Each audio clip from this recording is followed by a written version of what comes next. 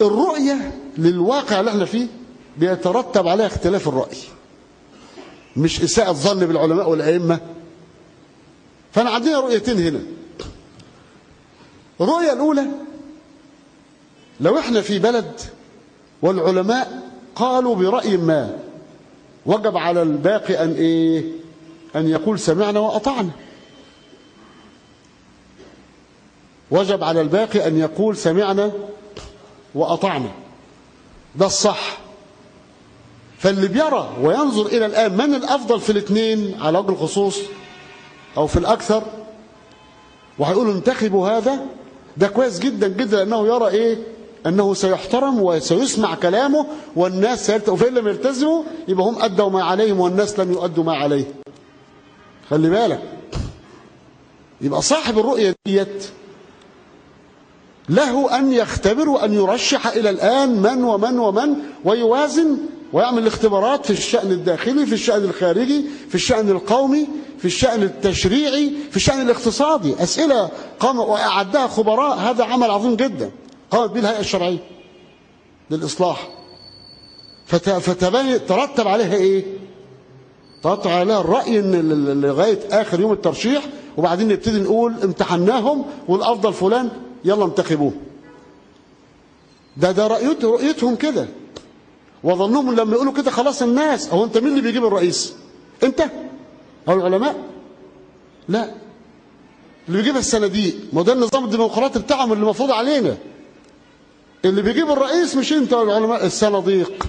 هل كلامك كعلماء سيسمع؟ خلاص يبقى 100 يا ليت ذلك يكون، وما كناش تعبنا في اي حاجه خالص، ولا كنا بذلنا ولا يبقى لو كان الامر كده في الواقع يبقى مش عايزين حاجه تاني، 100 واخد بالك. لكن الواقع غير كده. الواقع ان اللي بيقول هو الصناديق، والصناديق تجمع مين؟ امام الائمه كاجهل الجهلاء، ده راس وده راس، ده صوت وده صوت. العالم ده زي الجاهل ده، في النظام بقى الاصوات كده ديمقراطي كده. يبقى المساله الصناديق قالت معاه المرشح ده معاه كم راس، هو ده اللي بيقول وبيولي ده او يولي ده. هي المساله مش منبنى ان العلماء كلامهم هيتسمع، لا، بل القرى والنجوع في الغالبيه نظر لان واحد من الاثنين، الشيخ حازم، بذل جهدا والتقى بالناس فصارت اكثر دي الرؤيه الثانيه بقى. طبعا الرؤيه دي صاحب الرؤيه دي اللي شايف الرؤيه دي اللي انا قلتها من حقه ان يهاجم ويقول لا ده مش غدر ولا اي شيء ولا بتاع، والكلام بقى اللي سمعناه من المشايخ، من حقه ذلك، لانه بنى ذلك على الرؤيه اللي هو شافها. واخد بالك ان العلماء هيقولوا الكلمه والناس تسمع، يا ليت ذلك يكون.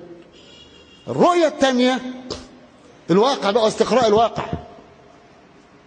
الواقع بيقول ان الدنيا كلها توجهت او اغلبها غالبيه مكتسحه مع مين؟ مع الشيخ حازم. وفي ميثاق وعهد بيننا وبين الاخوان وغيرهم على نصره الشريعه ولا لا؟ يبقى ده عهد وميثاق. انا بقول لك الرؤيه الاولى معاه حق لما فعل، لان الرؤيه بتاعته ان هو لو العلماء قالوا انتهى الامر. وانا بقول لك للاسف احنا طالعين من دوله ارض يغلب عليها القانون الطواغيت، يبقى ازاي هنعتبر؟ يبقى الرؤيه الثانيه وانا معاهم.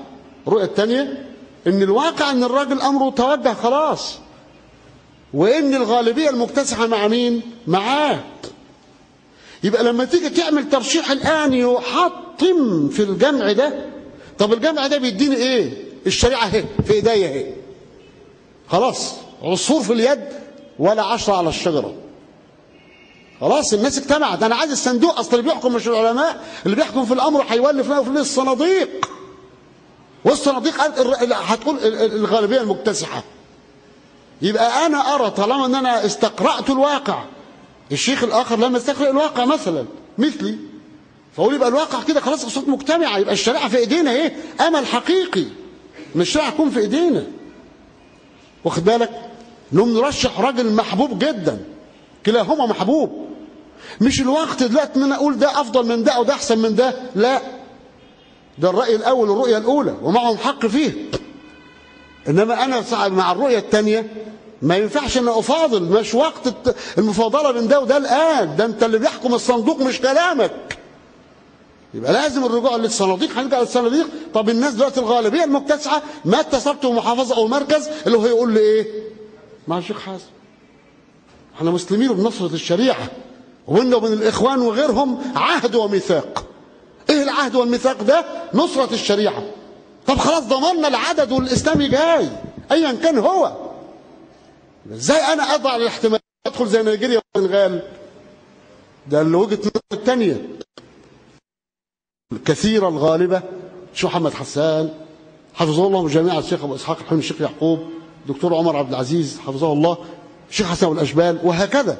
انا مش على سبيل الحصر يعني اكثر دول عدد كبير خلاص. والشعب الله الله الله، مش دول اصحاب الكلمه الشعبيه اللي هي بتحدد العدد، اللي هي بتحدد الصندوق بيقول ايه، اللي هتحدد مين اللي يجي لنا. يبقى انا في الرؤيه الثانيه اوعى تنكر علي واوعى تنكر على الاول. الرؤيه الاولى بيقول لك ده العلماء قالوا ده صح واجتمعوا وعملوا عملا عظيما جدا في الاشعار الحقوق والاصلاح، ده كلام تمام.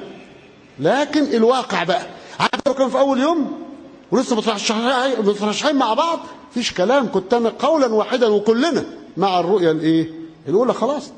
انما احنا انت قدام واقع الان، والواقع انت ملزم بقول ان الصناديق هي اللي هتقول فلان يجي وفلان ما يجيش، الصناديق هي اللي هتقول. فانت ملزم الان بالواقع اللي حاصل ده واستقراء. يقول لك طيب انا متاكد لو حزب النور هكذا سمعت، وهم فوارس يعني وائمه وعظماء وناس لهم مجهود طول حياتهم في الدين وفي الدعوه، يقول لك لو حزب النور وحزب الحريه والعداله قالوا ان هننتخب فلان يبقى فلان الثاني ده هيسقط. هو يرى الرؤيه كده، وانا بقول له لا، حزب اللي بتاع العداله والحريه والعداله واخد بالك نفس شبابهم مش معاهم، مش كل شبابهم معاهم، فكيف باقي الشباب بقى واخد بالك كيف؟ وحزب النور الشيخ عبد الرحمن عبد الخالق حفظه الله اتصل بي وقال لي عدد كبير من الائمه البرلمانيين في الصعيد وغيره تابعين لحزب النور قالوا سنستقيل من حزب النور لو ان حزب النور رشح مين؟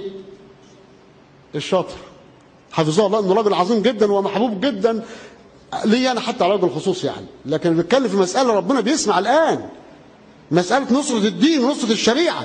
فين العهد والميثاق اللي بيننا وبين الاخوان وغير الاخوان؟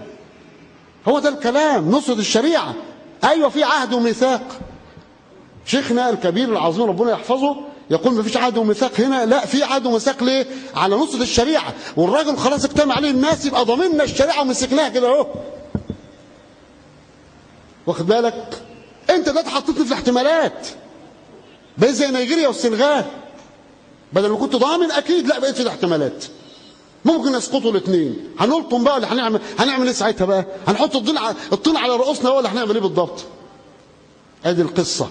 يبقى لا تنكر على الفريق الثاني، انا سخنت فيه لان انا مع الفريق الثاني، ولا تنكر على الفريق الاول لان هم بيراون رؤيه ونتيجه لمجهود ولمجهود علمي شرعي. اوعى تنكر ازاي؟ تسيء الظن بالناس اللي حياتهم كلها لله سبحانه وتعالى. اياك انك تعمل حاجه زي كده، اياك. فتعمل ايه؟